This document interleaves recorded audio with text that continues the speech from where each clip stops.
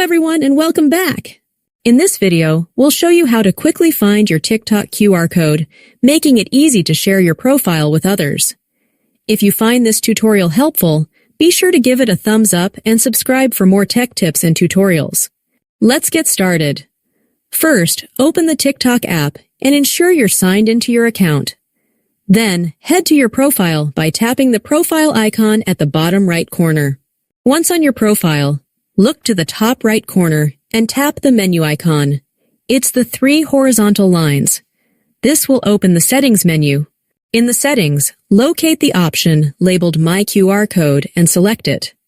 Your personal TikTok QR code will then appear on the screen. From here, you can share it directly or save it for later use. And that's it! Now you have quick and easy access to your TikTok QR code for sharing your profile effortlessly. If you found this tutorial helpful, don't forget to subscribe for more tips and insights on using your favorite apps.